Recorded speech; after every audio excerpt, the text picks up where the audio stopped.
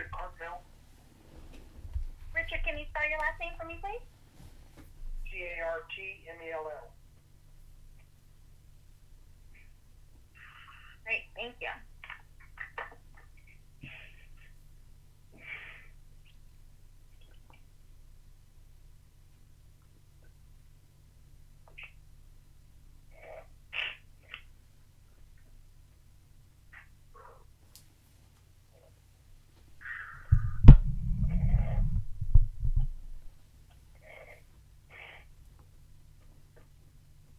And Richard, I'm sorry, I didn't ask, which party are you with? Plaintiff. Okay, thank you very much.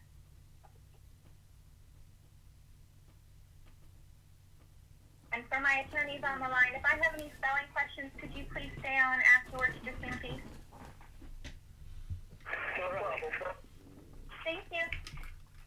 All right, well, it is 2 p.m., so I'm just going to make sure that we have our key participants on the line. Plaintiff's counsel, you're on the line, obviously, yes? Yes, sir. Defendant's counsel? Yes. And I believe we were supposed to have an agency counsel, Department of Energy?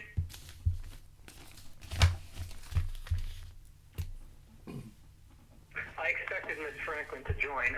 Sounds like she hasn't joined yet. I can send her an email. Okay. No, that's fine. I was just asking. She's obviously not a necessary party, but if she wants to join at a later point, listen, that's fine.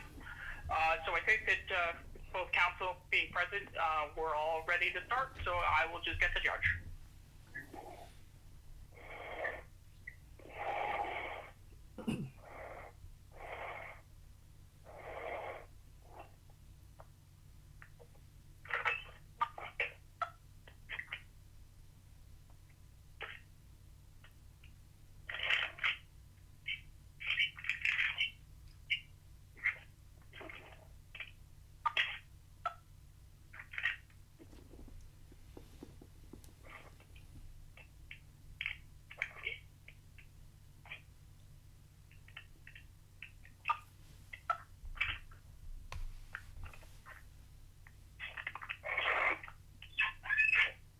Good afternoon. This is Judge Wolski. We're here for the argument concerning the government's motion to dismiss in Calapristi versus United States, which is number 18-612C.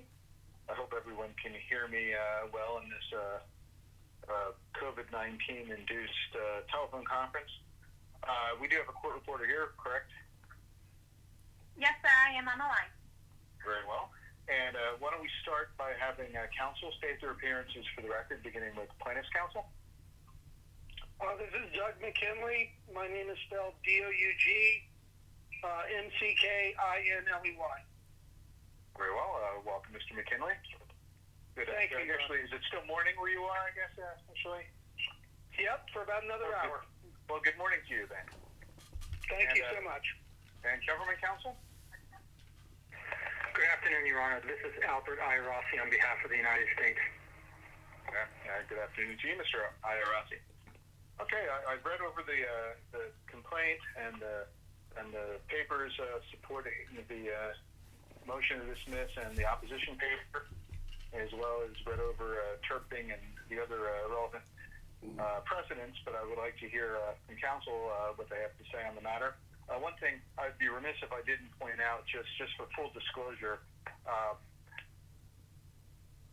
if anyone had read my biography, they would have seen that I actually worked after my first summer in law school. I worked for the Department of Energy's Office of General Counsel in the summer of 1989 as a legal assistant, and nothing involving this came before me or the office when I was there. I had no knowledge. I don't even think I knew what Hanford Reservation was. So, just want to make sure that you realize that in a long distant past, I had one summer where I actually worked at the Department of Energy. But again, no involvement with this at all. I had noticed that, Your Honor. I thought that was interesting. Yes, but as I said, I think what the relevant things that would have happened here either would have happened before or after that time period and didn't seem to involve the General Counsel's office. And I spent my time instead working on, I think, primarily whistleblower and drug-free contractor workplace provisions, from what I remember anyway. So, but anyway, with that, just want to make sure that you realize that I wasn't hiding that. I don't think there's any reason for me to recuse myself or any ground for that, but I just wanted to make sure that I put that on the record. But I almost forgot that I worked there, to tell you the truth. It was so long ago. All right, well, why don't we begin then with Mr. Iorassi? Thank you, Your Honor, and may it please the Court. The Federal Circuit's precedential opinion in Turpin controls the outcome of this case. The plaintiff's complaint should be dismissed here for a couple of broad reasons. The first is the Turpin decision regarding the government's mutuality of intent to contract with the plaintiffs here. Now, in the Turpin case, the Federal Circuit analyzed the complaint brought by the same counsel on behalf of essentially the same set of plaintiffs, and it provided a roadmap for how those claims should be analyzed. And in that decision, the Federal Circuit concluded that the Turpin complaint failed to show any mutuality of intent to contract on behalf of the government. In this case, the plaintiffs themselves have stated that their complaint raises an essentially identical legal claim, although the facts supporting that claim have been set forth with somewhat different language in this case. And that's language that they say in docket number 2 about the notice of directly related case. The problem that the Calapristi plaintiffs face here is twofold. First, they misread the Turpin decision. They seize upon a footnote in the last paragraph of that decision in an effort to rescue their complaint from the dispositive effects of that decision. Mr. Calapristi insists that had the Turpin complaint simply showed two different things, he would have prevailed at the Federal Circuit. He contends that if he could have shown, if the Turpin complaint's allegations had shown that Westinghouse Hanford Corporation acted as a government's agent in drafting Article 29, and only the government, a non-party to the MEPP, which is a multi-employer pension plan, had the authority to enforce Article 29, then the Turpin case would have come out differently. Now, there's a couple of problems with that. The first is that it sort of strains credulity to believe that the Federal Circuit relegated such a critical point, one that would have entirely changed the outcome of the case, to a footnote in the last paragraph of that decision, as the plaintiffs here contend. Moreover, the language in the footnote doesn't state that. It doesn't suggest that had they only done this, the outcome would have been the opposite. In fact, as to the second point set forth in the footnote regarding the government's ability to enforce Article 29, the Federal Circuit said that the appellants, quote, cannot support their broad allegation. So, right away, this court is confronted with the problem that the plaintiffs are proceeding under the mistaken assumption that if they simply added a few additional details to the Turpin complaint, they would survive a motion to dismiss. But even if the court were to agree with that misinterpretation or misreading of the Turpin decision, well, the footnote at least does seem to suggest that those arguments were arguments in which the appellants, in that case, Turpin et al., lost because they did not have a sufficient facts alleged in the pleading and had a broad allegation that was not supported. That would seem to suggest that if one pled more facts, I mean, if you pled like for instance, footnote 2 where it first says appellants do not plead sufficient plausible facts to support this agency argument. If there are additional facts that are pled, that could be sufficient and plausible, right? You can't rule that out. I hear an echo of myself. Does anyone else or is that feedback? I don't hear anything. Okay. Your Honor, this is the court reporter. I also hear the feedback. Okay. I'll try to pause when I speak in the middle of every sentence to allow the feedback. Actually, it seems to be gone now, for whatever it's worth. But anyway, I guess my point is just that the footnote, by saying that they didn't plead sufficient plausible facts and that they didn't support a broad allegation, would seem to suggest that a less broad allegation that was more specific or more facts could be plausible if they were provided. So, I mean, I don't think that you can say that the footnote, merely because it's a footnote, it doesn't suggest that there could be a possibility that an outcome could be different based on additional allegations. Well, Your Honor, if I may respond to that, I think the problem with how the plaintiffs are trying to interpret that footnote is that there could be a situation, there could be facts alleged in a complaint that show that the contractor, the general contractor on the Hanford Reservation, was acting at the explicit direction and under the control of the government. But even if that were the case, that doesn't mean that those actions by the contractor serve as a legal agency relationship in order to affect the creation of a contract between the Department of Energy and the employees of the enterprise company. So, for example, the federal... But it would depend what the facts were that were alleged, right? For instance, if the facts that were alleged were facts that said that the contracting officer of the Department of Energy, acting under a regulation that allows him to delegate contracting officer or contract binding authority in turn to a government contractor under certain circumstances, has invoked that and made that government contractor the government's agent for purposes of negotiating a contract. I mean, that sort of an allegation would be different, right? Sure, you're absolutely right, Your Honor. Of course, I don't want to speak too broadly, because there could be a situation where, I mean, just as you described, when it's explicit like that, the contractor is acting as a legal agent for certain purposes. But what we're talking about here is, and I want to the cabinet to what's going on with what happened at the Hanford Reservation, is that we're talking about whether this so-called agency or alleged agency relationship or control evidenced mutuality of intent to form an implied contract, because there's obviously no such document that has anything to do or suggests anything like what Your Honor just described, where the contracting officer is delegating authority to contract on behalf of the Department of Energy. So the question is whether any particular agency relationship was going to be evidence of a mutuality of intent to contract by the Department of Energy.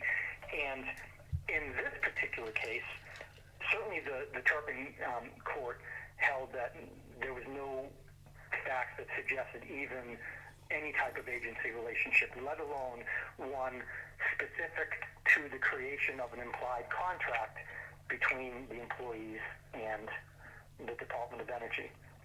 So I think that when I stated earlier they start with a fundamental misinterpretation, it's not simply that the plaintiffs need only show that the contractor, the general contractor, was under the control of the Department of Energy, because the Turpin court specifically considered, it expressly said, we understand that this MEPP was drafted at the direction of the Department of Energy. The Department of Energy had significant control over the provisions of the MEPP, or changes to those provisions at least, and the Federal Circuit cited a case law that says, even intimate control over a project does not create an agency relationship.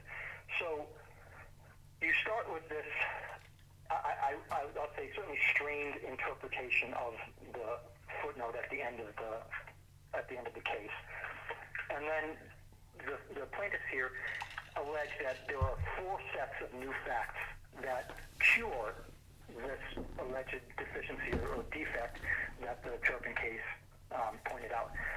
And this is, their language. They claim that it was these 4 sets of new facts that, quote, eliminated the deficiencies identified by the Federal Circuit in Turpin.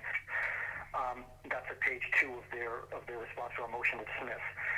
The 4 sets of new facts that are included in the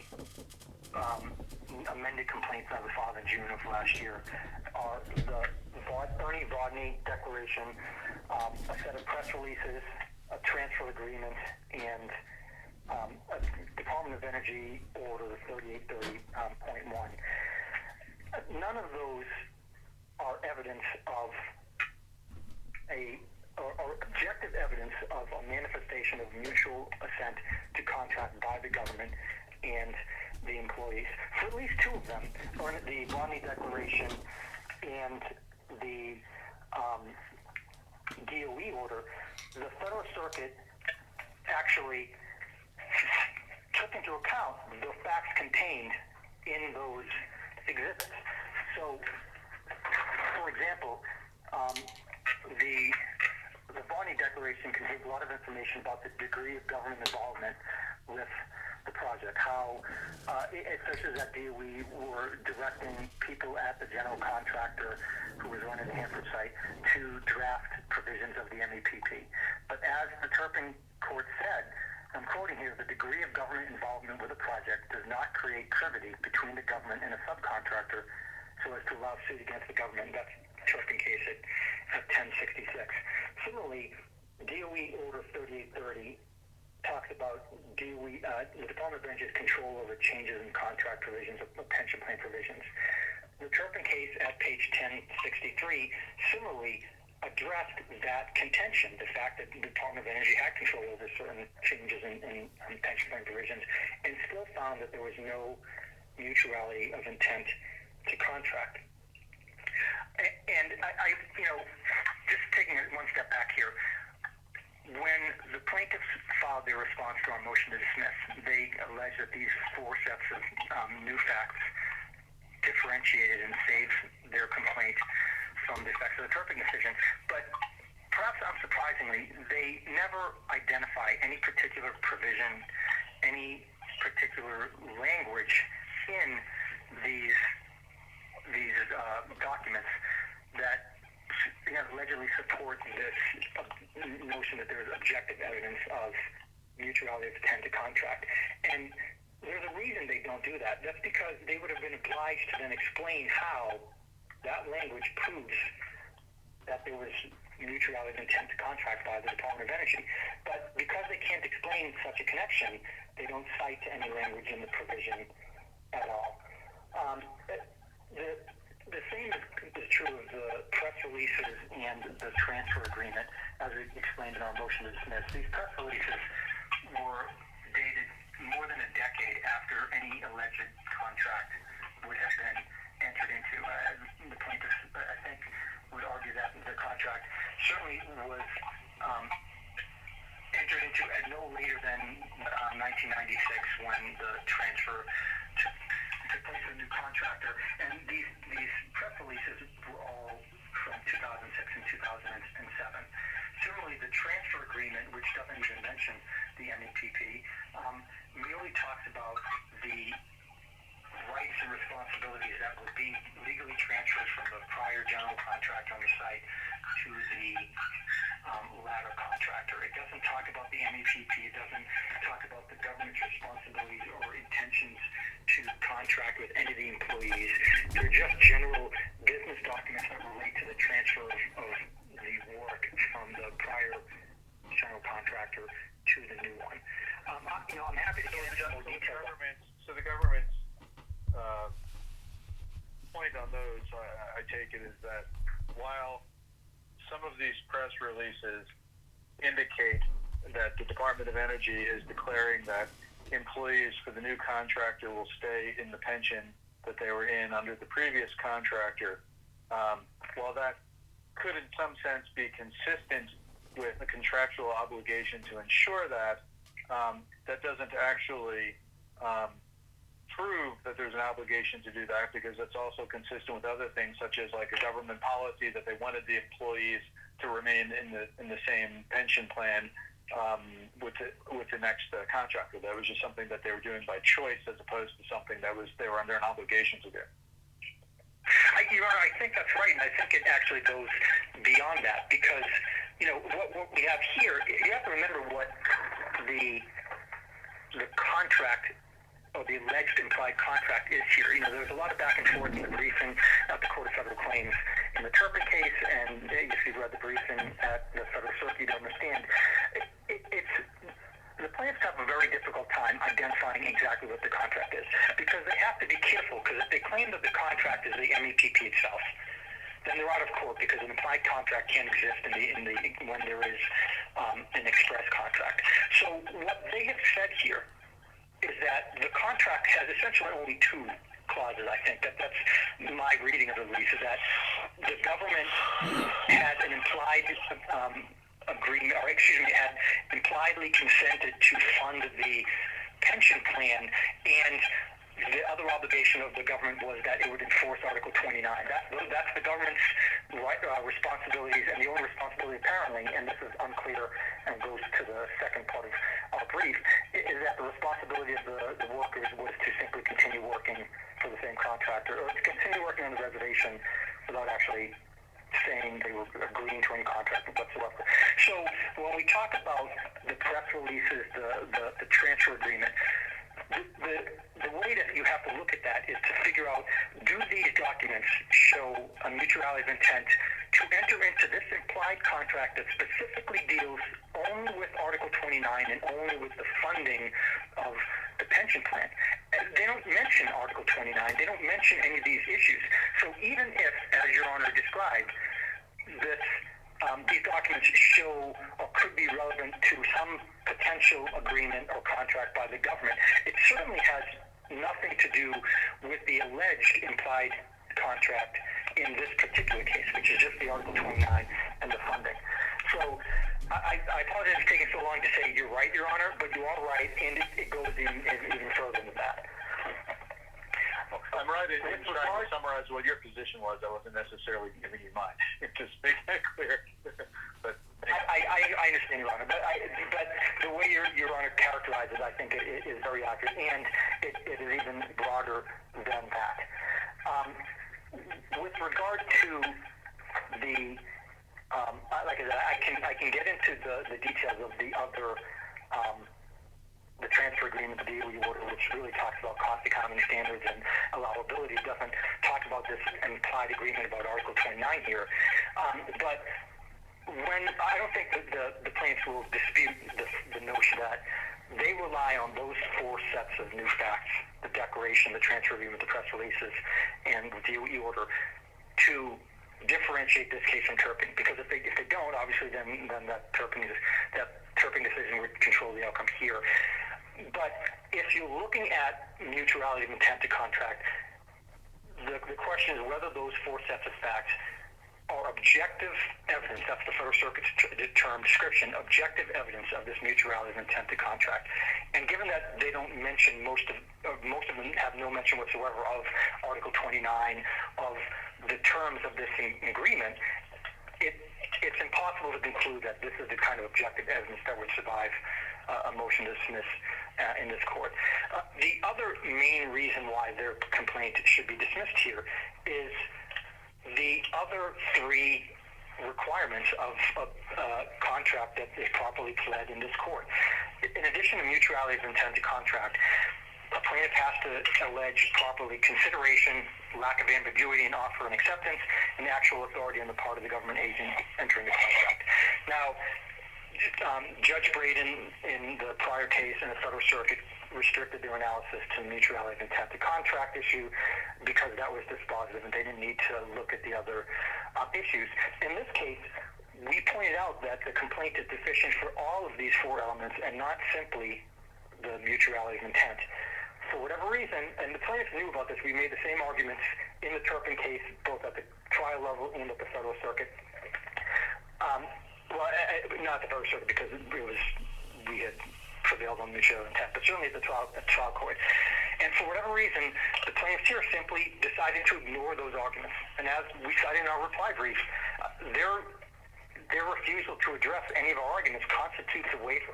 And it's not simply a cursory boilerplate objection we made to the consideration, lack of ambiguity, and authority issues. There are real problems with this alleged implied contract, and they're tied closely to the mutuality of intent to contract. The consideration prong is a great example of that. They don't allege any consideration whatsoever for this implied contract. The only thing they happen to mention, and it's an interpretation that we sort of have to glean by reading their complaint and response, actually really just their complaint, because they don't mention the response, is the consideration prong. They claim that the workers continue to work on the reservation, and apparently somehow that would constitute consideration and acceptance of this implied contract. But the plaintiffs didn't have an agreement with the United States. They weren't working with the United States or for the United States on the reservation. They simply continued doing their job. And according to the complaint, that's the only sort of suggestion that there would be any consideration by the plaintiffs here for a contract. And it's tied again in with the offer and acceptance here. There's never any offer or acceptance identified by the plaintiffs. In fact, in their complaint, the plaintiffs even say, quote, even if the government's conduct informing the MEPP did not constitute an offer, the government nonetheless formed a contract, in fact, between the government and the participants in the MEPP. It's not enough to simply say that there's a contract. They don't allege any details regarding offer and acceptance or consideration or authority here. Because they have what would you require, though? Would you suggest that the sort of information that should be alleged and is not is something along the lines of the government decided that it was of benefit to it if people with experience dealing with plutonium stayed on and worked so that their experience could continue to help the operations at Hanford reservations. The government is particularly interested in wanting to keep on incumbent workforces when there's a change in contract, and that the incumbent workforce recognized that it's much more attractive to them to stay on board if their pension rights, if they don't have these like piecemeal pensions with 5 different companies, but if their pension rights continue to vest and accrue, because they're working at the same location in the same job for the government, even though we're wearing different uniforms or badges or whatever, different names on their badges, and that in order to get the workforce to agree to stay on board, in order to get the government the advantage of having the experienced people staying on board, and also perhaps to reduce the headache of the accounting headache that the government may have been going through and trying to apportion the pension benefits to the extent they invested from a previous employer and roll them over into a new and all that. So administering that, which is a different interest the government have, but that is the offer acceptance. That's the consideration that the government's getting, that experienced people who are continuing to work that might have chosen to go somewhere else. Is that would an allegation like that be sufficient, or would that be just? I'm just like speculating that some parts of this, but Your Honor, if I could interject, I don't think that's speculation at all. That's included in the complaint. I said I was speculating in some respects. I mean, I don't think the complaint said anything about like inducing the experienced workers to not go elsewhere, or like that they even knew about this, that the government was involved in this. But it was just. So I'm dealing with Mr. Arasi right now. But I understand some of it I did get from the complaint, because obviously the business about the problem with the administering of the old pensions and rolling them over and that, parceling that to the people who are staying on and that sort of thing. Thank you, Your Honor. I think the short answer to your question is no. I don't think that look, it's black letter law that consideration can't be something that someone already has an obligation to do. You know, there are a number of recent Federal Circuit decisions, including the American Bankers Association and Washington Federal, that talk about consideration. And when we're looking at the notion that there are employees who have been working on the reservation all along, who may not have even known of any purported offer by the government, right? They talk about, the plaintiff's complaint talks about an implied agreement to fund something, so not an express statement on behalf of the government that they were going to do something, but rather an implied offer, which doesn't make a whole lot of sense. And apparently the consideration would have been continuing to work for this company that they were already doing that. So there would be no way for instance, the government to know whether an employee accepted their offer. If the employee's working on the reservation and there's an speculation from the complaint side that there's an implied offer, a contractual offer, how would the government know that there was an acceptance if the plaintiffs didn't have to do anything? They simply continued. There's no change in their status, what they were doing. The notion that, well, we didn't leave as an acceptance doesn't make any sense. And I don't think legally it's sufficient here. And leaving aside that consideration issue, the offer and acceptance prong is similarly lacking. There can't be an implied offer the way the plaintiffs would like it to be the case here, nor an acceptance. But the plaintiffs did cite in their papers Federal Circuit authority that demonstrated that or stated that you don't need to have a formal offer and acceptance. Instead, it's something that's demonstrated from the conduct of the parties. Right. I agree with that, Your Honor. However, that the timeline that the plaintiffs here would like the court to accept spans a decade. We're talking about the creation of the MEPP in 1987. People working apparently past that time. The event in 1996 and 1997 when the transfer occurred. So the conduct can't be completely indeterminate over the course of more than a decade. And it also ignores the authority prong, right? Which is that the plaintiffs are alleging that the government owes upwards of $100 million in pension benefits. And according to them, someone with authority, but they can't identify who because there is no one, had agreed to enter into this implied contract to fund the pension of employees of a private contractor. Again, it defies credulity to think that in the context of what they asserted here, that anyone at the Department of Energy decided that would be a great idea or even a good idea, let alone someone with authority to enter into such a contract. And more importantly, Your Honor, they completely ignored our arguments. They made no response to it. And it's not like this was a surprise. We've been bringing this up for close to 4 years now. And they simply ignored it because apparently they thought that the only issue here was mutual intent to contract. But on authority, isn't it the case, though, that somebody who had contracting authority on the part of the Department of Energy actually included a provision requiring the first contractor that took over after the MEPP had been drafted to follow the terms of the MEPP? So, I mean, there was somebody with contracting authority who was involved in that decision to require the first contractors on board. I can't remember if it was Westinghouse or no, it was the next guy, FDH, I guess, or FHD, but that was somebody with contracting authority placed that in the contract with the prime, right? Absolutely. That's absolutely what happened.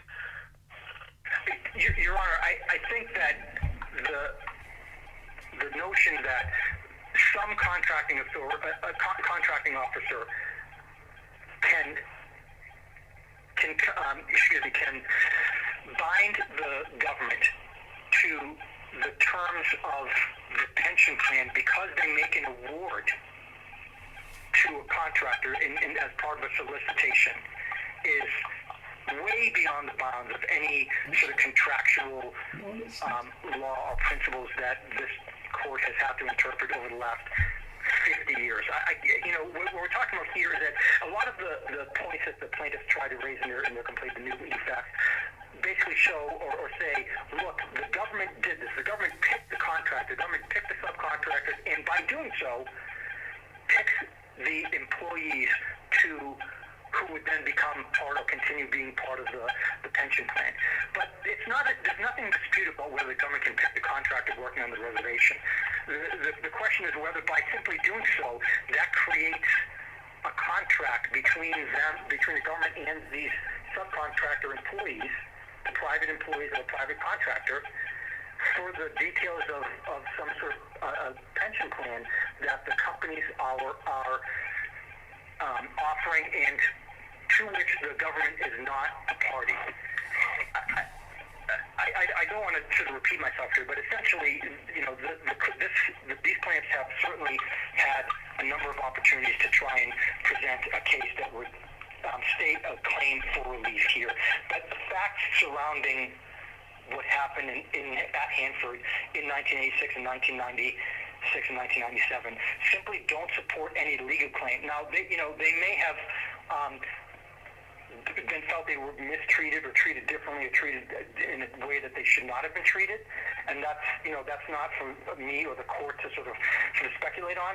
But even if that were the case, that doesn't mean that they have a legal claim to $100 million in contract damages from the part of the government. They never sued the enterprise companies for a breach of any of the pension plan provisions, and they never sued, as far as I know, the general contractor either. They instead are going to the government saying, we want you to fork over the money here. And the fact of the matter is that their complaint simply fails to state any claim that gives them a legal entitlement to relief here. Okay. And what I think there are questions will happen to them. I think that's sufficient. Now we'll move on to Mr. McKinley. Thank you, Your Honor. Where to begin? First, I want to make sure the court understands that the multi-employer pension plan that the government set up is kind of this plug-and-play model where, as time moves forward, the government, pulls contractors out and puts new ones in.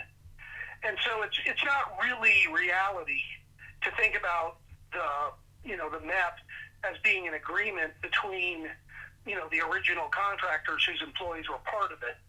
It's more like a framework that the government uses to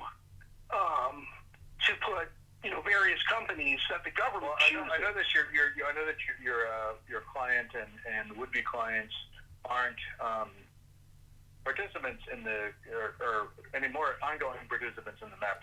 But do you know what is the status of it? Are the new MEPs issued each time there's a changeover of contract? Well, see, Your Honor, your understanding is mistaken. In fact, all of my I'm not sure how I would have understand. All of my clients are participants in the MEP. The fact is they remained in the pension plan. The government did control the pension plan. The government so that they're in the MEP, but they're under the high five as opposed to under the other calculation. Exactly. Right? Okay. Exactly. I'm sorry about that. Exactly. But so what happened was, is there a new MEP that's issued though each time there's a new project? Nope. They add articles, or do they do anything? Well, yeah, they do amendments. That's how it works. And the government and the plan administrator, if you read the complaint, you'll see that the plan administrator's actions in making those amendments is controlled nakedly and repeatedly by DOE. At one point, they put in an amendment, and the government said, "Sorry, we don't like that amendment. Take it out, and put this amendment in." And that's what they did with the high five. Is there anything in the MEP that is a promise that it will never end or never be changed, though? Not really, but the one thing they say they won't do is exactly what they did, which is at a termination for transfer, when they're swapping out, when the government decides to swap contractors out and swap out the employers out of the MEP, they say they won't, basically repudiate their obligations to the participants in the plan. So that, what Article 29 basically says is, when we change contractors, we're not going to use that as an excuse to make it so when you retire, you won't get all your time at the Hanford site. Right? That was the one thing they promised. And then in 96, that's exactly what they did to my clients. I guess the problem is you're saying they promised, but the MEP was an agreement originally by, I guess, a prime contractor or a subcontractor or something. It wasn't the government's not a signatory. There's nothing that says the government promises to do X, Y, or Z, or there's really no reference of government responsibility at all in the document, is there? Well, let me address that point. Let's suppose that I had the government contracting officer who first, had the old contractors write the MEP, and then in 87 made it a part of the new prime contract going forward. And I think if I were to ask that contracting officer, was it the government's intention, after creating this agreement, was it the government's intention that Article 29 would have meaning, that it would be enforceable? And I don't think the government's going to want to say no. I don't think they want to say, well, no, the government could, violate that anytime they wanted. So that leads to the second question, which is, okay, well, who's going to enforce it? How do you enforce it? Mr. Iorossi had suggested that my clients sue the former prime contractor, because in 1996, when that prime contractor lost the contract and the new prime contractor came in, that's when the provisions of the clause were repudiated. But this is the part you have to get, Your Honor. You have to get this. But it's departing contract. The MEPCO a promise to pay pension benefits from that plan. It's not to pay them from the government, it's from that plan. So wouldn't you actually need to sue that plan? And then if the plan needs to get the money from the government, if the plan has somehow, if the government's obliged to pay for the plan itself would be the one that could try to sue the government and try to establish privity. But the plan is the thing that's promising to, and the plan administrators are the guys that are saying that they're going to be bound to count credits a certain way and pay out money a certain way, isn't it? We have named the plan as a defendant. We've also alleged that the plan was completely controlled by the government. And they are, for all intents and purposes, at least with respect to my clients, they're a single entity.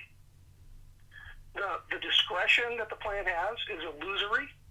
In fact, the government tells the plan everything it's going to do, and it told it what it was going to do. I mean, how does the plan administrator... Okay, so you have a contract changeover. Oh, and let me correct the record real quickly. The government had argued that the transfer agreement didn't even mention the map. That's just false. If I could draw the court's attention to ECF 17, page 63. That's page 14 of the transfer agreement.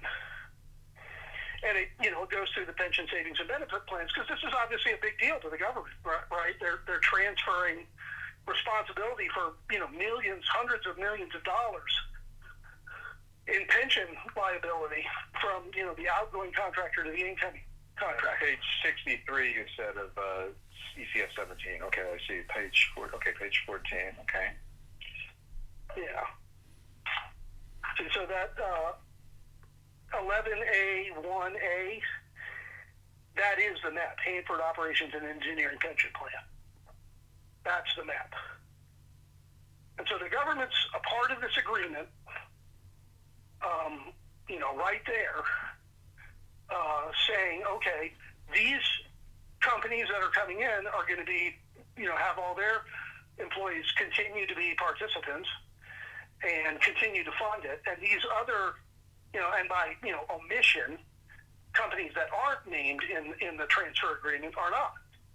So to say the government wasn't controlling that is sophistry. It's not true. You're saying the government's controlling, but you can look at it another way, that the government's exercising its choice in selecting a service. That in some sense, in every single government contract, the government is in control when it tells a contractor, okay, I want a fleet of 12 cars. I want red paint on this building. I want a fence built over there. I mean, that's the government in complete control, because it's ordering a service that it wants. And if the government, in its contracting, decides that it wants some employees to have a certain pension plan, but then changes its mind and says, but we don't want them for others, why isn't that just the government choosing a service that it's contracting with somebody else for, as opposed to the government having some obligation under some other contract? I mean, it'd be like saying that if part of the Hanford work was to use plutonium and put it in lead barrels and bury it,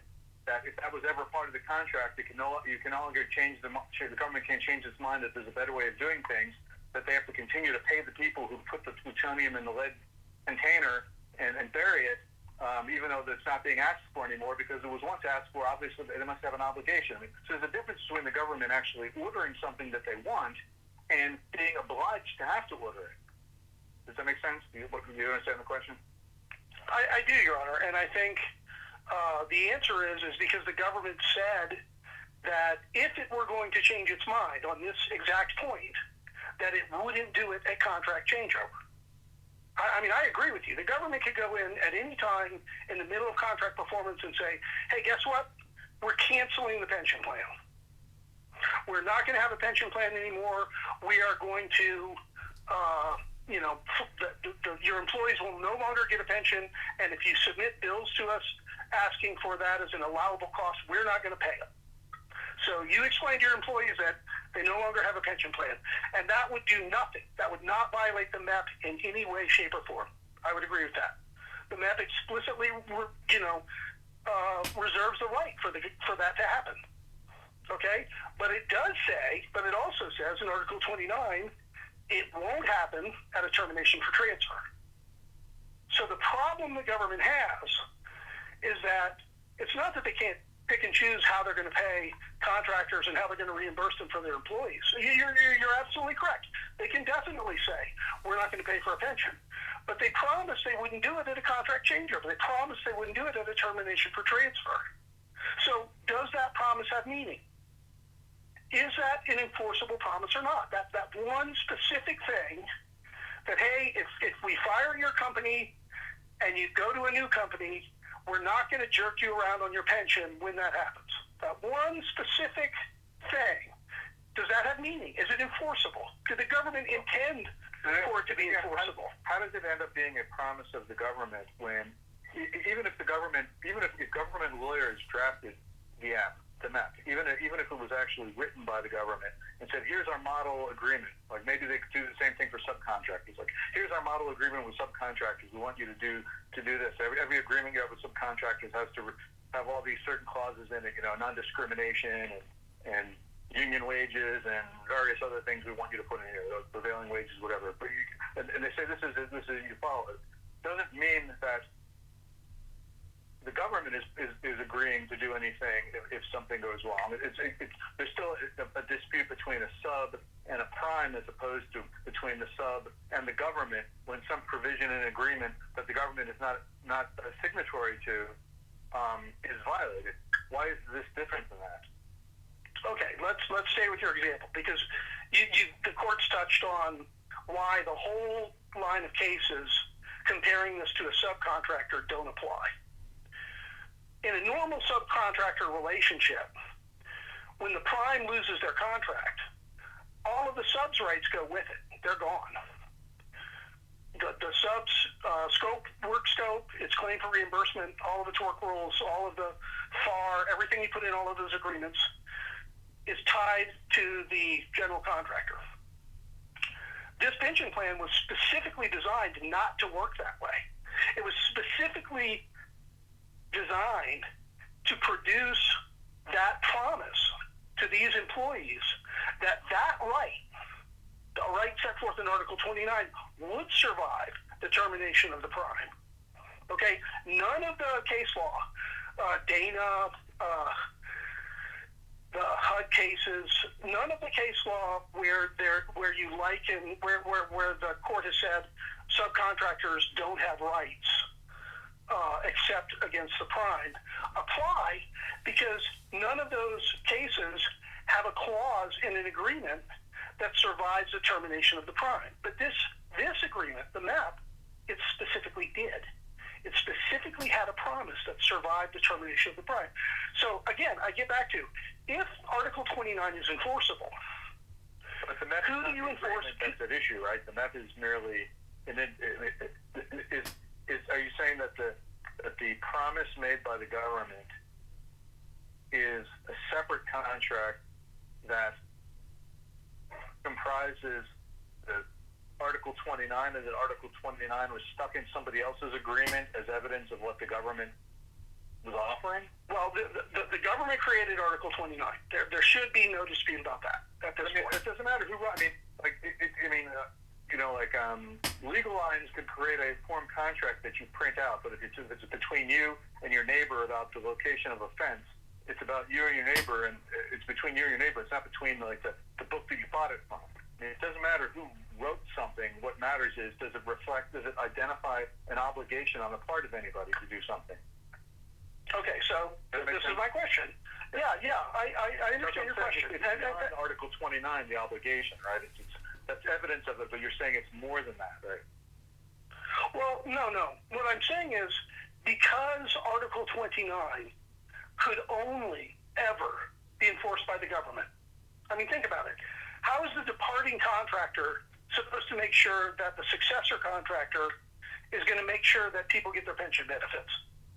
They can't. They can't dictate that term to the government. Same's true with the income tax. Like one of the beneficiaries to the plan administrator, because the plan administrator that group is certainly still in existence, and it's the ones that are obliging themselves to do something. Well, the plan administrator institute has, and they've got the money. They got a big pot of money, presumably, of all the money that's been billed to the government over the years and put into it. Well, what happened was the government stopped putting in money, at least for the years of accrual, for these plaintiffs. And further, the government ordered the plan administrator, not to compensate them. The plan administrator? The illusion here is that the government is not controlling the plan or the pension, and it's false. The government is. It's controlling every single aspect of this. The plan administrator can't do anything without the government's okay. They can't amend the MEP without the government's okay. They can't make a move. So, we sued them both. We sued the government. Where in the MEP is there a promise that they will never change the MEP? I mean, why can't Article 29 have been effectively changed as it applies to the enterprise company employees at the contract changeover in 96?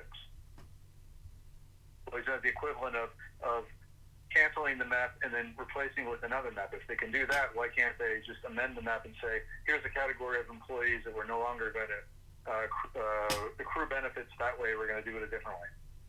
Because the Article 29 promised they wouldn't do that. It does, but does it say we will never change this, and if we do, we're liable for action? I mean, where's the promise that it won't be changed? It can be, but they didn't. Again, Your Honor, I agree that the government could change it. We don't dispute that. Our argument is they couldn't do it the way they did it. Okay. But I guess right. It's hard I mean, there was agreement, because what is the actual agreement, though? I mean, to know what authorities the government has, what obligations they have, we have to know what the actual agreement is. What are the terms of it? What is it that the employees are supposed to do, and what is it the government is supposed to do under the agreement? Is it the employees just continue to work at Hanford, and the government agrees that, and you will continue to have all your years of service count under this old method of calculating pension benefits rather than any other method? Not exactly. What the agreement says, and let me back up, because you triggered in my mind something the government had said before. Okay.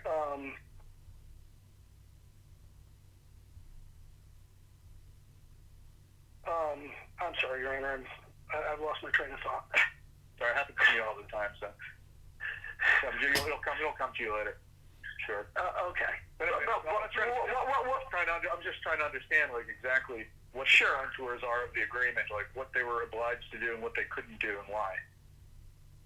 The government or the government talking about the MEP? Well, sort of the agreement is, your implied contract is that, as I understand it, that the government is basically guaranteeing that there will be a pension plan in which people who were already employees under the initial contractor when the pension plan was started, who stayed on and continued to work at Hanford, would continue to add to their service and to have all the years of service at Hanford count for their retirement. That wouldn't be disrupted by the change in employer in their nominal employer. Yeah. I mean, it was a very time specific promise. And what does the government get in return for that, though? Then what is? Now you reminded me. Now you reminded me. The argument that continuing to work is not consideration is sophistry. We don't have indentured servitude in this country. If you say to me, okay, we're getting rid of Westinghouse, we're going to bring in Floor Daniels, you're going to change and you're going to work for Floor Daniels. And, maybe I don't like Floor Daniels, right? Maybe I don't want to work for Floor Daniels. But you want to induce me to stay on the site because I have, expertise in plutonium or whatnot, as the court posited. One of the things that might convince me to stick around is a promise that I would continue to accrue my service years and that you wouldn't use a contract changeover to affect that. Right? I mean, that's the moment when you're going to be negotiating with your employer. And so the idea that, you were already working there, so it can't be, consideration for me to continue to work there, that's baloney. Consideration is anything that I'm not legally obligated to do that I agree to keep doing. But I'm not legally separately obligated to perform the work in order to get paid by their contractor. I mean, aren't they already on the hook? And it'd be like if I'm trying to think of like a very bad example. Well, let's say that I'm already paid by a neighbor across the street to walk their dog, to walk their Doberman at noon up and down the block. And then I come to their neighbor and I tell the neighbor, I'll give you protection. I will walk a Doberman in front of your house at noon every day if you pay me $50. Now, you're already obliged to walk the Doberman by the agreement with the neighbor whose Doberman it is. Now you're not actually giving these people anything that you're otherwise obligated to do. Could you enforce that and collect it from them? Well, I mean, here you get employees who are under a contract, and that contract obligates them to work for that employee. Are they doing for that employer? Are they doing anything else in order to merit the government's obligation to guarantee the pension plan? Well, a couple of fine points. They're not under contract. They're not obligated to keep working for their employer. They can quit at any time. They're employees at will. There's nothing obligating them to walk the Doberman in front of the house. There's no pre-existing obligation. The government is inducing them to stay on by saying, hey, when we change out contractors, we won't use that as an excuse to mess with your pension plan. Now, the government reserved the right to mess with their pension plan, right? They just promised they wouldn't do it at that moment. If they had changed over the contract, left the MEP in place, included all the enterprise employees in the MEP, and then a year later said, guess what, guys, we're canceling the pension plan for everybody in the following companies, then I don't think I have a case. Because there's no explicit promise that they won't do that. But they did the one thing that was explicitly promised wouldn't happen. And here's the thing that you have to get. Only the government had the power to do that. Ever. Only the government could ever have said at a contract changeover, okay, this group of employees is out of the MEP and this group of employees is in the MEP. But the problem is that it's because only the government gets to choose what they're actually buying. If they choose to no longer buy a service, including employees in one form of a pension plan, which the government may think is more expensive for its needs or something, that's what it can choose to do that, just as it can choose to no longer put the plutonium in the lead barrels, or it may no longer choose to have the building painted red. I mean, that's what they're buying. Just because they can control what they want doesn't mean they're obliged to continue to want it. Well, then I guess what the court is suggesting, and if this is the ruling, I guess we have to live with it, is that when the government drafted the MEP and put it in the contract originally in 1987, Article 29 was meaningless. Because even though it promised that a contract changeover, that wouldn't be used as an excuse to have employees stop accruing their years of service, that in fact was not true, that the government could do that. That the government was in no way bound not to do that, that language had no effect on the government, and therefore that promise was a complete illusion at all times, at every time. But if we're interpreting Article 29, though, we'd have to look at, see, it doesn't matter who drafted it. It doesn't matter if you take a draft contract written by somebody else and use it for your purposes. The signatories, the parties who use it, are the people that are making promises. Now, if the method included the government as a signatory, and the government said that we promise we will do this, then you're right. Absolutely, the government would be liable. But without that, maybe you're right. Maybe the clause is meaningless. Or at least it's not enforceable against the government.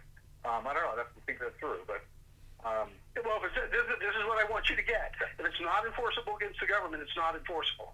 There's literally no one else you could bring this action against. Nobody has the power. Are provisions in pension plans really enforceable, and so other than the ones that create, say, a vested property right of some sort? I mean, here you've acknowledged that the plan could be discontinued or changed at any time other than a contract turnover.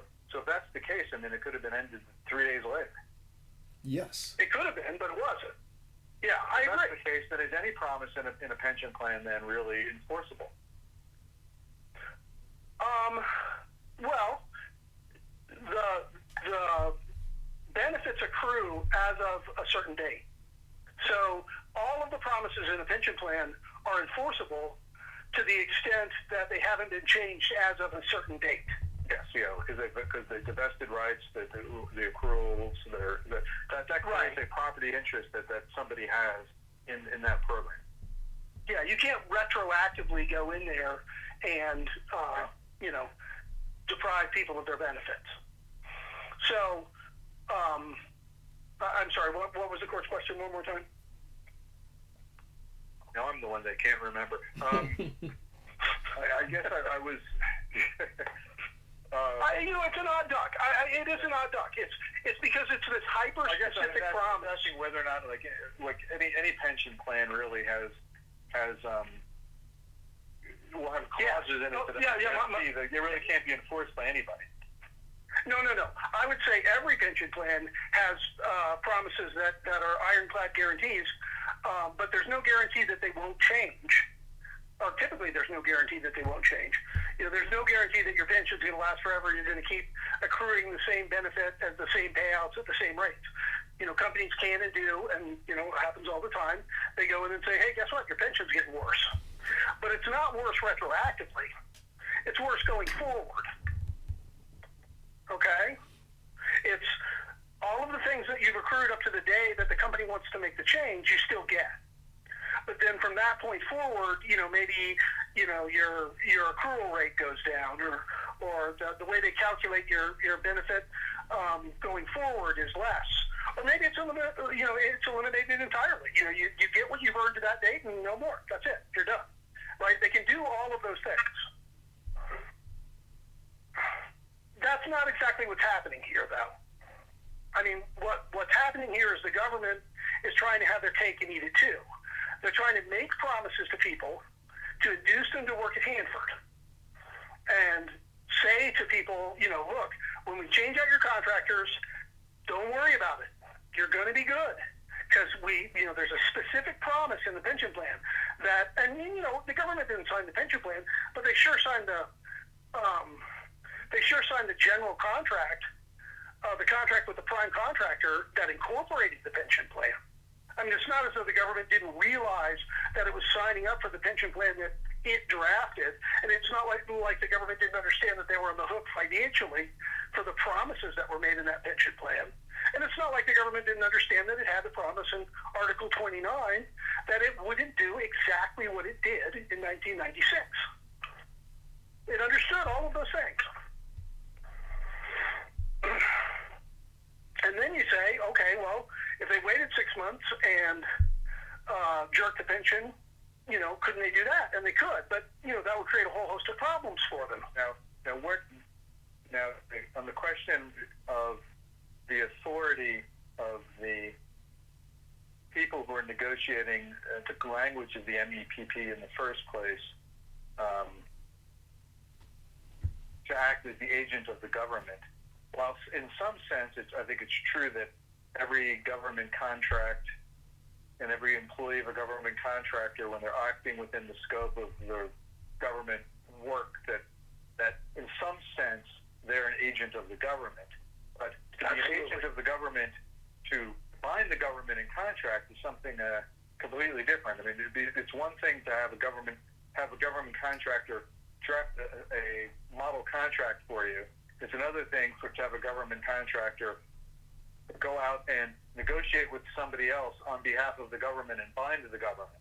Is there any evidence that there are people that were involved in the MEPP that were acting as agents of the government with contracting authority? Absolutely. The Declaration of Ernie Rodney makes it crystal clear that he and his cohorts were told to create the MEP by a contracting officer. Okay? They went back and forth through numerous revisions. The government reviewed them, suggested changes. Eventually, what if they were asked by the government to draft a model agreement for subcontractors in the future? And they did that. It went through revisions and reviews and approval, but then it's used by the prime and a subcontractor. That wouldn't give the subcontractors the right to sue directly the government, would it? It depends. If it contained a promise, if it contained a provision that was a promise that only the government was able to effectuate, like if somewhere buried in that subcontract it said, in the future, whenever the government, changes contractors at the site, this is going to happen.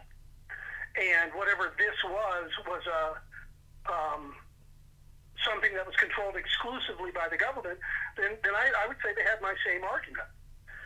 Because the government knew that obligation was created, and it knew that it was the only one who could ever fulfill that obligation. It knew that no outgoing contractor could ever fill it, no incoming contractor could ever fill it. It knew that the plan couldn't fulfill it. I mean, the plan can't make decisions to overrule government contracting policy. Think about what the government's argument here is. They're saying that in 1996, when they repudiated this agreement, that my client should have sued the plan administrator, right? Well, the Department of Energy just signed a contract, a major prime contract to do billions of dollars of work at the Hanford site, and it signed it knowing that it was excluding my clients from the pension plan. I mean, that was part of the overall scheme of the contracts and subcontracts. And the plan administrator is supposed to sue the government and say, hey, your whole contracting scheme is invalid because it violates this provision of the MEP. It's absurd. The government is the one who controls whether or not that provision is effectuated. Always has, always will be. And the government doesn't hide that, right? The government signs transfer agreements where they're very explicit about who's in and who's out. The government puts out press releases where it says, here's who's going to be in the pension plan and who's going to be out of the pension plan. The government makes no... Why doesn't that instead just reflect the choice of what service or good they're purchasing, as opposed to reflect what their obligation is under any contract or any other binding obligation?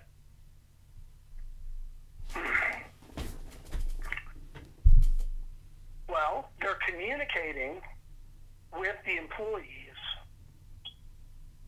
how the employees' pensions are going to be governed at contract changeover. So that could be by their choice, as opposed to they have no choice but to do it because of a contract obligation that they have. So okay, well, if that's true,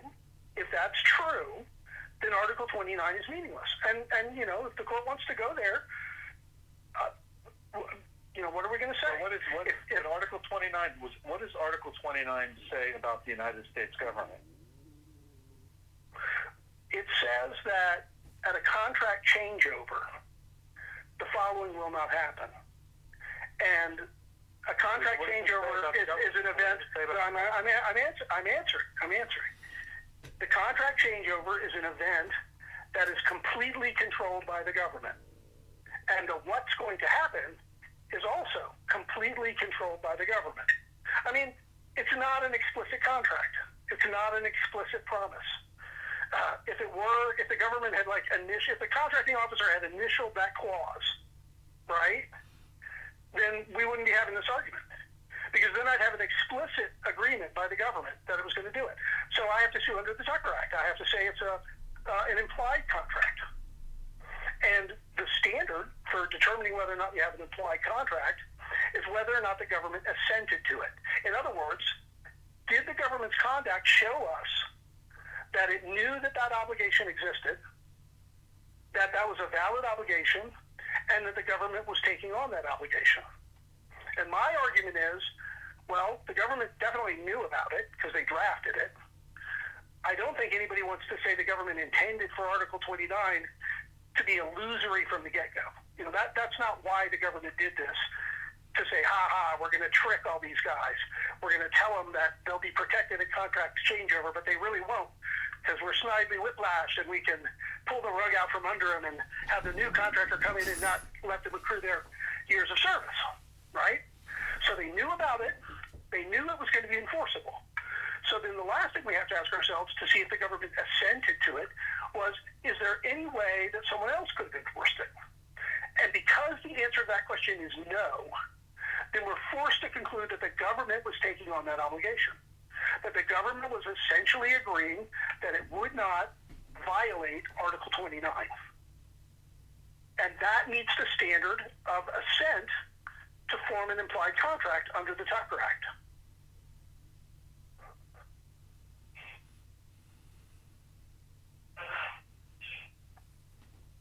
Okay. I mean, you either have to conclude that the promise in Article 29 is an illusion, or you have to conclude that if it wasn't, if it's real, if it was an obligation that the government intended be enforced, then you have to find some way to say, well, who was supposed to enforce it? And that's where I think, it all falls apart for the government. Because the only one who can do a contract changeover, by definition, all the other parties are in flux. No one's still sitting there to help you out. No one's making that decision except the government when they put together their contracts.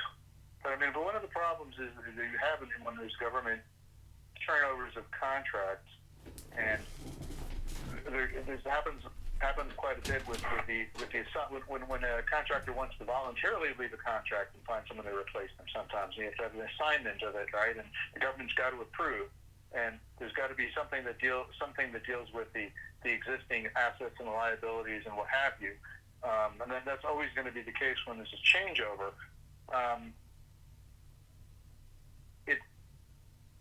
Here, if the new changeover is okay, we're changing. We're taking this over everything but this. It's not. I don't see that there's anything in here that says that the government promises that they won't do this at changeover. That this sort of sets a baseline policy that if the government doesn't do anything, it will. Maybe if the government is not at all involved in altering things, then the new contractors that succeed the old contractors succeed to the MEPP and will carry over its terms exactly as it said. But here, if the government's involved in transferring it over, and they say we're transferring it over, but only for this much and not this much, maybe there's nothing in the contract, nothing in the agreement that would enforce that. I don't know. I understand your point that it doesn't make. You're saying that the clause doesn't make sense unless there was an agreement by the government to grandfather Enforce. Well, that might be like to enforce it at a changeover. Yeah, to keep it at the changeover. Yeah. Yeah, exactly. That was the one moment where they had to step up to the plate. But if the government Any other time to enforce something that they have a right to enforce, does somebody else have an ability to sue them? Well, I would phrase the question differently. If the government has taken on an obligation and others have relied on that obligation, do they have a right to sue the government? And the answer, I think, in the Tucker Act is yes. I mean, did the government make this promise? And did they make it intending to be bound? I would say yes, pretty clearly made. I mean, where is there anything that says, where the government says that we've promised we will do this? Well, that's why it's an implied. That's why it's an implied contract. I don't have that. If I had that, it'd be an express contract. We'd have an express contract if it was written, but if it's not written, but you could still have.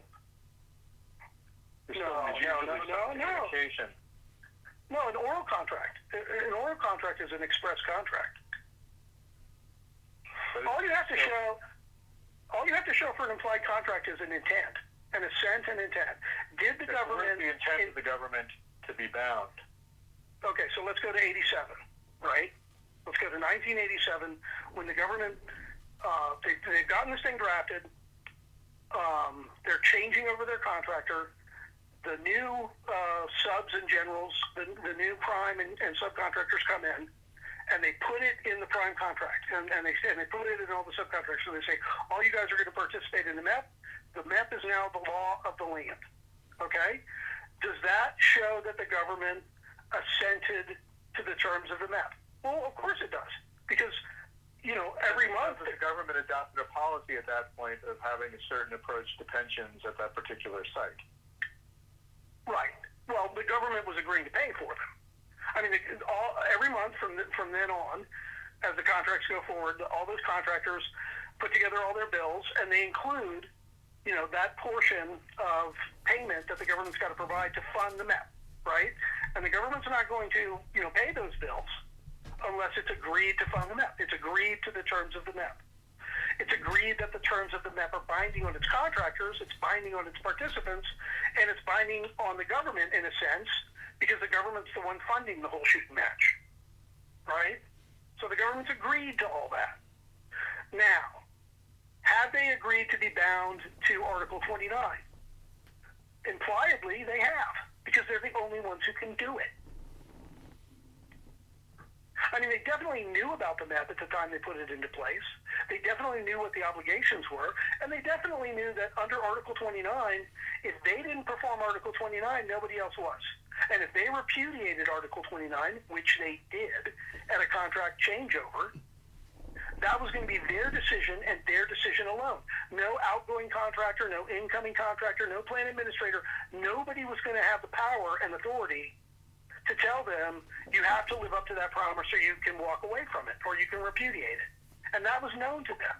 So we examine this as, does the government show the requisite assent and intent? And they do, because they put it in their agreement.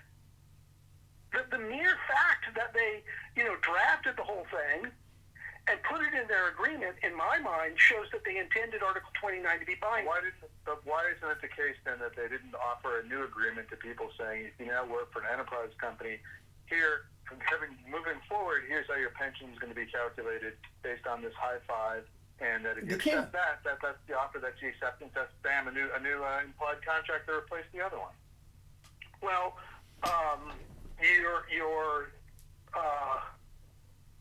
Or that's just a government defense that wouldn't actually be a motion to dismiss. Right.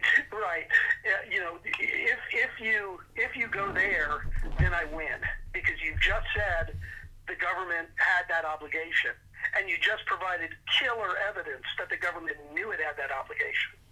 Because guess what the government did? Okay, so here's what you have to understand, Your Honor. They do this in 87, right? And so all my guys, some of them, my clients with us here today were young guys back then, right?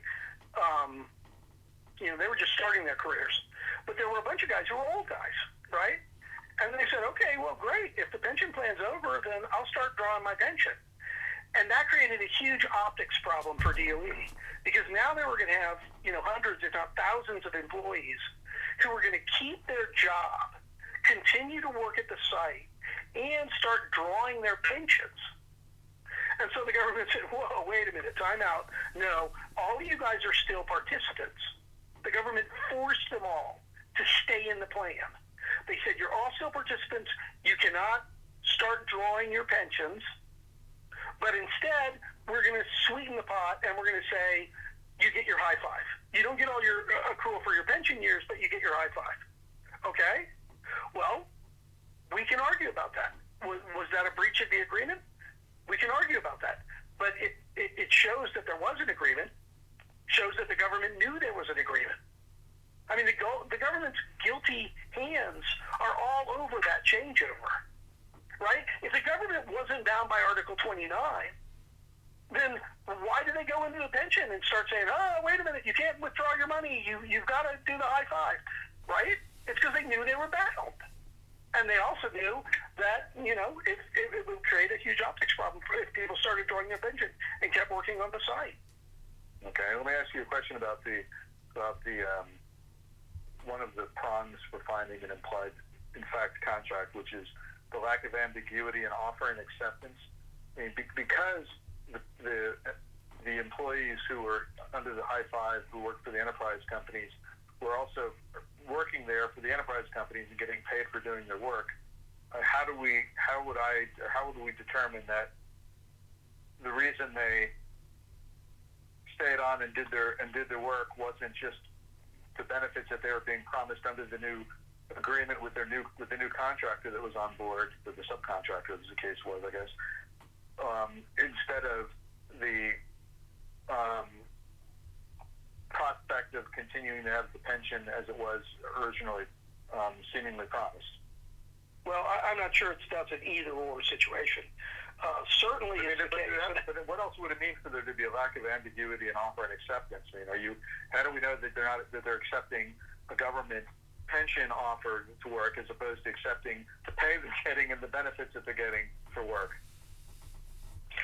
Well, I'm not sure I would agree that those are the same question. Okay. If you and I have a contract that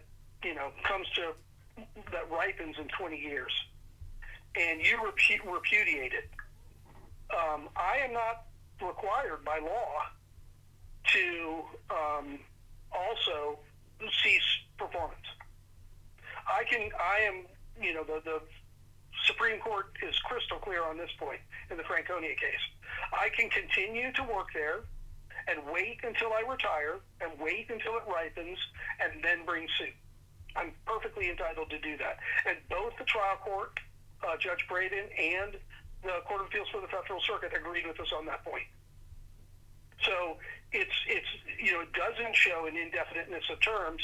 The fact that I contend that you repudiated the contract, but I nevertheless continue to work there, waiting until your repudiation ripened into a breach, at which time I would bring my action, which is exactly what we've done.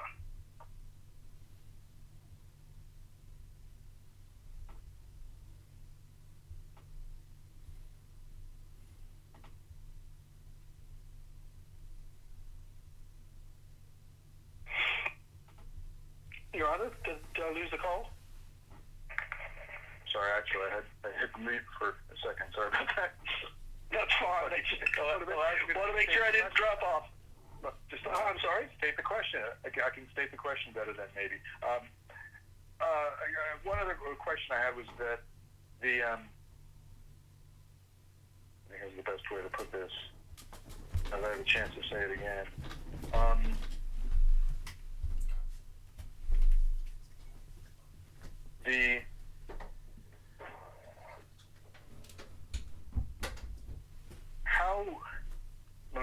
How do we know, or do you have to show that the offer of the pension, or what was done to make clear to the employees that that Article that the Article 29 existed, and that this was something that was governing the pension plan. I mean, would they have to have known it in order to have accepted it? I don't think so. If you go to work for a company and, there's a whole employee manual that describes all your benefits and, all the, your health insurance and, dental, whatever it is. And it makes a lot of promises in there. I mean, do you, at the time you take the job, have to know, all the intricate details of all of those policies for them to be enforceable against the company? I don't think so. I mean, you put them in writing, and that makes them, it's black letter law that, if we have an agreement that, is set forth in written terms, the terms are definite. It's not necessary for you to understand everything at the time you agree to be bound by it. That's the problem here, that we don't have a really written agreement. The only writing we have is something that the government's not a party to. Well, so this is where I think, is Article 29 enforceable, right? If the answer to that question is yes, because it's clearly a part of their written employment, right? You go to work for Fluor or Westinghouse or whoever, that's your pension agreement. That's what it says. It says what it says. The question is then, is the government bound to Article 29, or then you've concluded Article 29 is binding, right? You said, okay, you got a written pension plan, it's the map, and it contains Article 29. And then you said, okay, that's sufficiently definite from the perspective of a plan participant that they're bound to that pension plan. And so is their employer, and so are their successor employers, and so is the plan administrator, and so is everybody else on the planet who has obligations or benefits flowing from that document. Okay? So it's sufficiently definite to bind everybody to it. Now, is Article 29 binding? The answer is yes. Okay, now, how does Article 29 bind anybody if it doesn't bind the government? That's the part that's implied. It's implied that the government will come in at a contract changeover and not do exactly what they did in 96. But I think the terms of Article 29 are crystal clear. It might not have been crystal clear that it was the government's obligation to effectuate it. But do you really have to understand all of that to have a clear obligation, definite terms? No, the terms were definite. What perhaps was indefinite was that it was going to wind up being the government's responsibility to effectuate it. But if anybody had given it a half a second's thought, you realize it had to be the government. No one else had the authority. Why couldn't one of the plan beneficiaries sue the plan administrator for not calculating the way that it should have been had Article 92 been followed, Article 29 rather been followed? We did. We named them as a co-defendant. I mean, why not sue them directly in a court, not name them here? I mean, if they're not the government, is there a different entity? Well, because their defense is going to be, we were told to do it that way by the government. Their defense is to do that. You find them liable, and then it's their problem in trying to. I mean, that the government ordered you to do something to breach a contract wouldn't get you off the hook. I don't think, does it? Well, it's not clear to me that if we sued the plan, I think we would have to sue them under ERISA, and I think they would have a valid defense that we didn't violate the plan; the government did. And, at the end of the day, it was the government's actions that caused all this. And, I get it. My theory is that the government took on that obligation.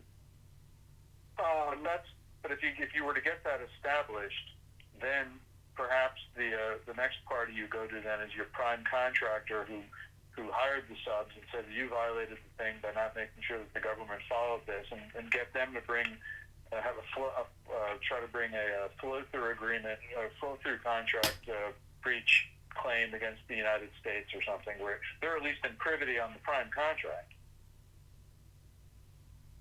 Well, that is a strategy that I think would be. I don't think it would work. I don't think that the incoming contractor, the privity problem is even deeper there. The incoming contractor is the guy who induced the thing, but induced the. Well, no. So the incoming contractor, the contract was formed either in 1987 if you already worked there, or if you hired on anytime up to 1996. Right? If you weren't, anybody who hires on after 96, I don't think they can say there's an implied contract that the government's going to, enforce Article 29, because the government's already repudiated Article 29. So how can you say, well, the government's agreed to it? Right? So we're talking about people who went to work for the Hanford site prior to repudiation. Okay? Everybody after repudiation, or any contractor who comes in 1996, they weren't a part of the agreement, right? By definition, they're new. So how could they possibly be obliged to Article 29?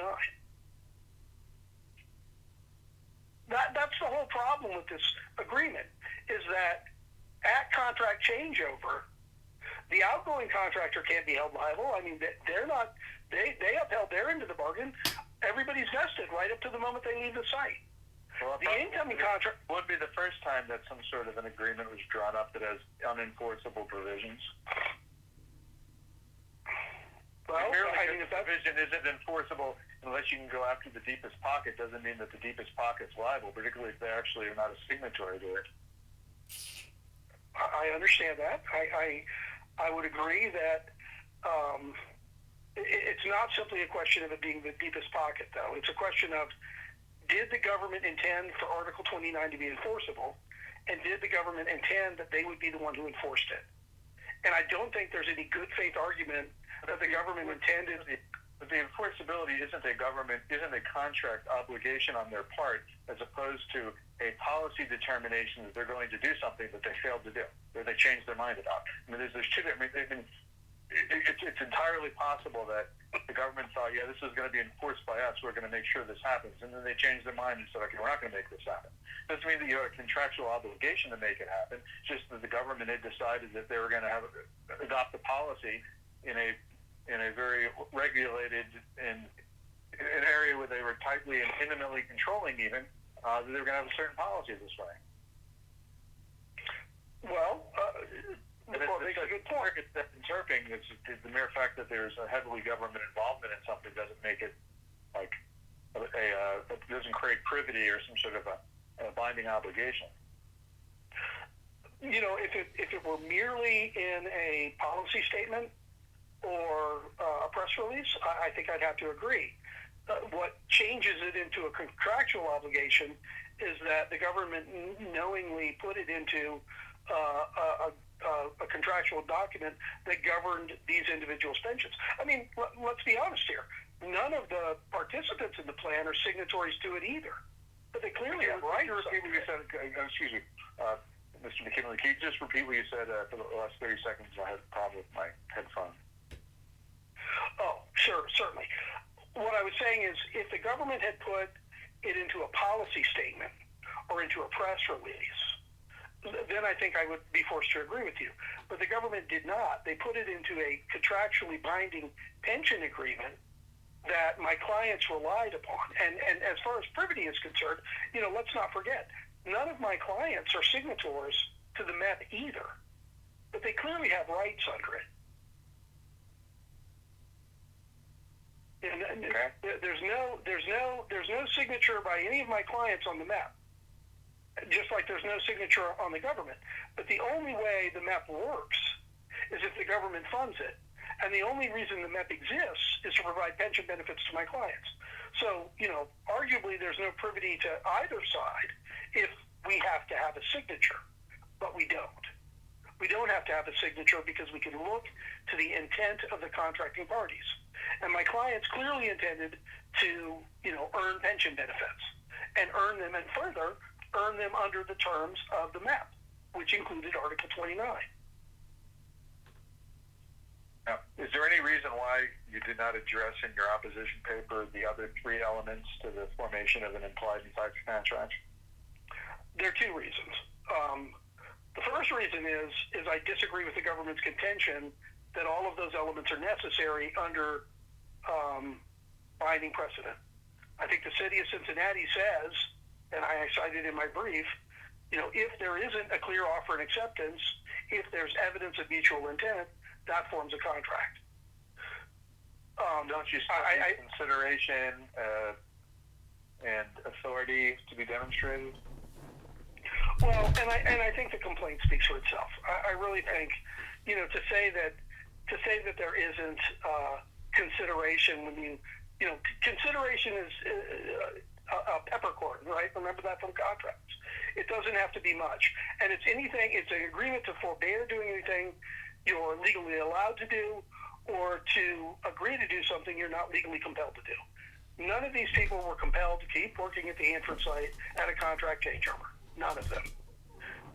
Continuing to work at the Hanford site is consideration. There's no question about that.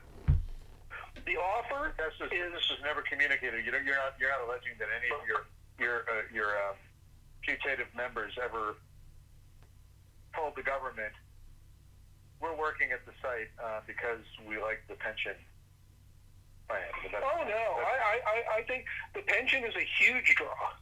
Was a huge draw. I mean, the Hanford job are considered killer jobs because you got great benefits. There are a lot of reasons not to work at Hanford. It's a long commute. It's a hot, dusty environment.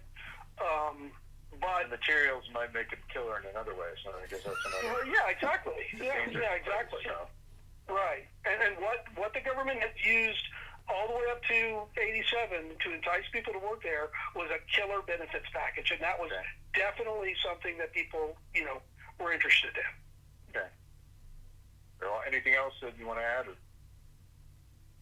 No, I think you understand it, Your Honor. I appreciate your taking the time to conduct this hearing and to really delve into the facts. It is kind of a square peg into a round hole.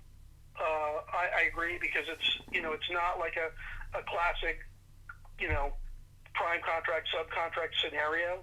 You do have provisions that outlive the prime contract, and that's why I think my clients have rights. And I agree.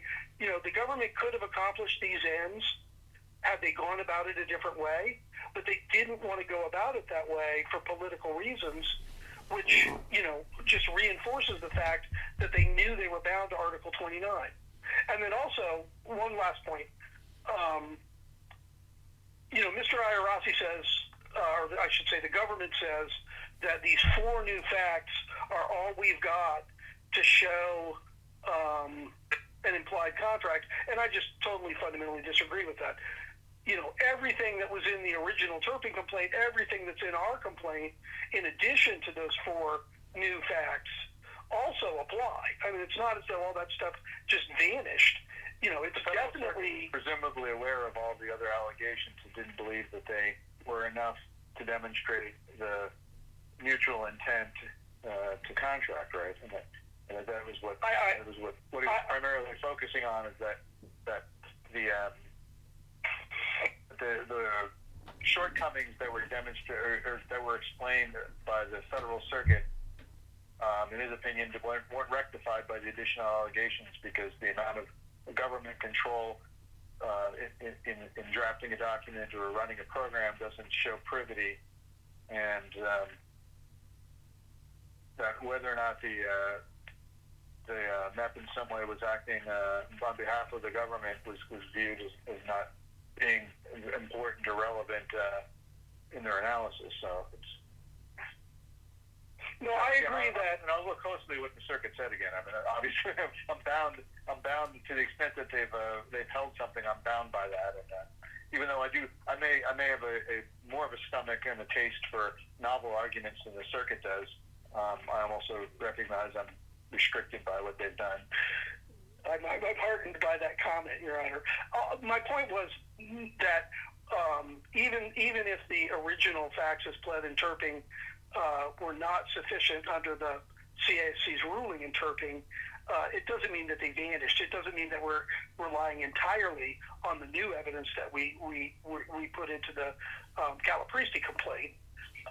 It's additive. So maybe what was in Turping wasn't enough to get us over the hump. But now it's not as though none of that existed. It just, we've added to it, not replaced it, is my point. Okay, very well. Okay, well, if nothing else then? Nothing else. Okay, thank you. We'll then turn to Mr. Arvasi. Thank you, Ron. I'll try not to take up too much time. I just have a few points I'd like to make. One of the most important ones is there was a lot of discussion near the end of Mr. McKinley and your dialogue about whether the MAPP is binding on anyone. It's critical for the court to understand that the MAPP here is not the contract. They can't claim it's the contract. If they claim it's the contract, they're out of court. The Federal Circuit has been clear that if there's an express contract, there can't be an implied contract. So the plaintiffs in this case are then left with the argument that we're not saying it's the MEPP, but rather one tiny slice of the MEPP in that it's Article 29. And the reason, there's good reason for them to be forced to say that, or there's good reason for them doing that, is because as the court had sort of questioned about earlier on in the colloquy, the MEPP at Article 11.4 specifically says that the terms of the MEPP can be changed basically at any time by the plan administrator. So if, in fact, the contract were nothing more than the MEPP, the contract between the plaintiffs and the government, then the government could change it at any point and they would have had no recourse. And that is sort of part and parcel with the discussion you and opposing counsel had regarding the plan administrator. Mr. McKinley has stated multiple times now that they sued the plan administrator. That's just flatly not true. The fact that they say the defendant is the plan administrator doesn't make it so. They can't be named in the complaint. They could have sued, presumably, the plan administrator in some court, whether it's state court or federal court somewhere else, but they chose not to do so.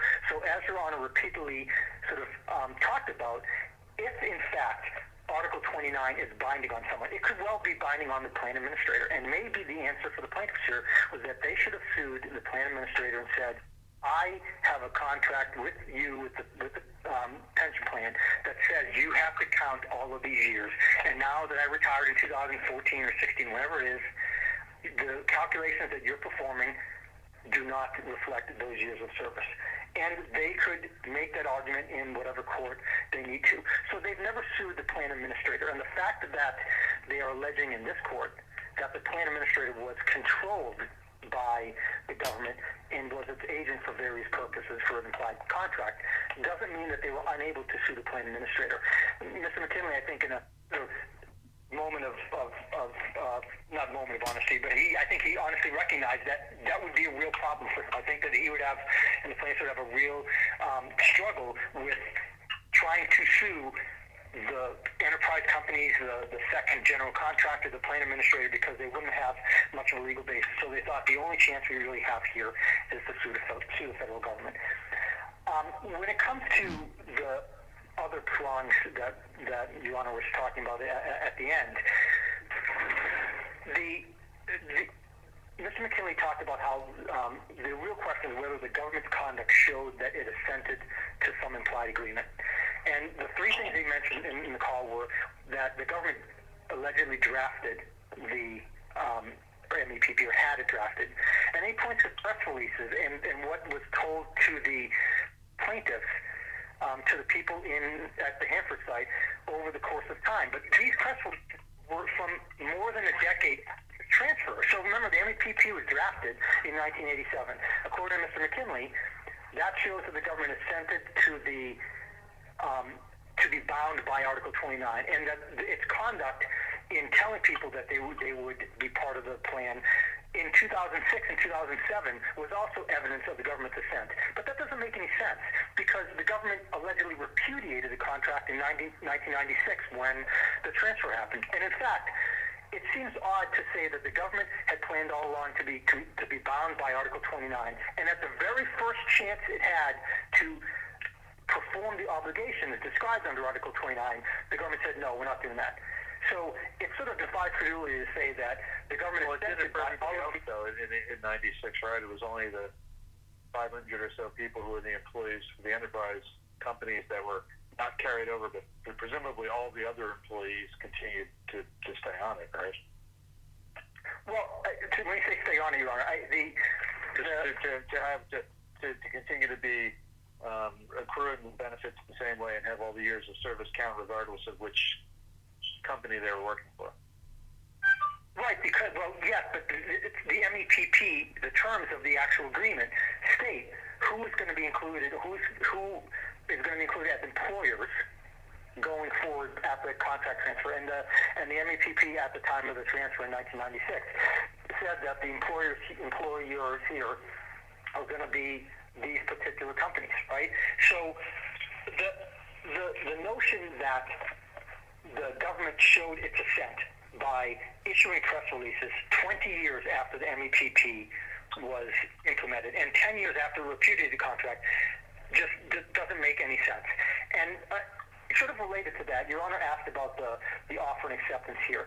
And you said, how are we supposed to know whether a plaintiff assented or agreed to the implied contract? Now, Mr. McKinley seems to want the court to ignore multiple lines of Federal Circuit law. He said that he doesn't think that the Federal Circuit's line of subcontracted cases applies here. He doesn't think that the four prongs of the implied contract case law apply here, but it's crystal clear that it does. But he talked about how there was a repudiation, and therefore we don't have to look at offer and acceptance. But that didn't really answer the question. It's a simple question. When did Mr. Calapristi accept the implied offer to contract? How would we know when he did? And the answer is you can't. You can't because there's no offer and there's no acceptance. And there's no assent to it. There's no way possible of knowing when it was that these employees accepted the offer. What the plaintiff would like you to do is just take it on their word. It happened. Don't worry about that prong. The Federal Circuit has it wrong when they say explicitly implied contracts require, or allegations of implied contract require each one of these prongs.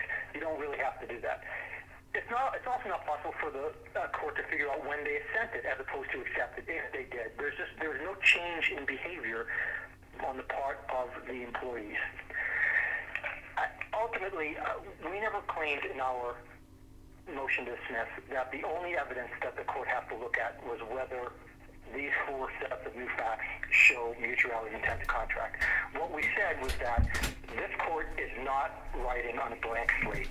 The Turpin court took great pains to issue a precedential opinion that talked about many of these facts. Half of the new facts they had already talked about explicitly. They said, we understand that the DOE has all this control over the pension plan. We understand that it was drafted, by the contractor on behalf of the Department of Energy, and it still wasn't enough. So the question for this court is much more straightforward. Is the delta in information that was provided in the latest amended complaint sufficient to overcome the Federal Circuit's conclusions that there was no mutuality of intent to contract? And when you look at it from that perspective, it's clear that they have no objective evidence that the Department of Energy wanted to enter into a contract with anyone to guarantee the pension plan rights that they claim they're entitled to in this case. And for that reason, the court should dismiss the plaintiff's complaint. Thank you, Mr. Iorassi. Mr. McKinley, do you want a very brief reply, or should we? Yeah, very, very briefly, Your Honor. Very brief. Paragraph 5 of my complaint says the defendant is the United States government together with the MEP. An entity so completely controlled by the United States that it is in fact in law part of the government. So we've made the allegation that the two have merged. Further, the press releases are not to show assent. The press releases are there to show control, that the government's controlling the MEP. And that gets us back to Turping versus United States in footnote 2. The court said that appellants cannot support their broad allegation that only the government, a non-party to the MEP, had the authority to enforce Article 29 and compel subcontractors to remain in the MEP. Well, I disagree. I think the original complaint in Turping did show that, but, you don't argue with the court, right? They want you to shore up that evidence. That's what we did. We showed conclusively that every time there's a contract changeover, including in 1996, the government is all over it. They're in complete control of who's coming in and who's going out. Okay, thank you. And Mr. Irasi, want to sir reply, or should we call it a day? No, I think, Your Honor, it's getting dark here. It is pretty stormy. I think right here is pretty stormy where I am. So, well, very good. Well, I appreciate the argument on both sides. Given me a lot to think about, and I'll look at it very carefully. I didn't intend to take up this much of your time, but I do appreciate it. We're now adjourned. Thank you for participating, and take care. Thank you so much for your time, Your Honor. You're very welcome. Bye now. And before Bye-bye. I have some spelling questions. I'm still on. Okay, wonderful. I just have a handful of questions. I heard two different declaration names. One was Vodney, but I didn't catch the other one. And Mr. McKinley, you said the other one. It almost sounded like Parker or Peabody. I'm not remembering that. That's what I Vodney. I was going to say, I don't remember the other declaration either. I'm not sure. I wonder if you were talking about a case or something, but I'm not aware of another declaration in the briefing of the case either. So. Okay. So I have Vodney is Vodney, I believe, and it's an exhibit to the complaint. Okay, excellent. And then I have a couple case names. One, it sounded like Dana. Right. Okay, so the whole line of cases that deal with subcontractors are in the CSC's opinion. And it's on page 10 of mine. Dana Construction. Yeah, I don't have access to that. That's why I have to bother you with all the spelling. No worries. Dana Construction is well, I can give you the site. It's Marshall and Dana Construction Incorporated versus the United States, 229 Court of Claims, 862. Okay, how do you spell Dana then? D-A-N-A. All uppercase or lowercase? Just capital D-A-N-A. Okay, perfect. And then, Mr. Iorassi, are you still on the line? Yep. Okay, perfect. You cited two cases, Washington Federal? Yeah, it's actually the same case. It's Washington Federal is one, and there are two plaintiffs. Washington Federal is one plaintiff, and the other one is American Bankers Association is the other Okay, plaintiff. can you spell Mark and Dankridge?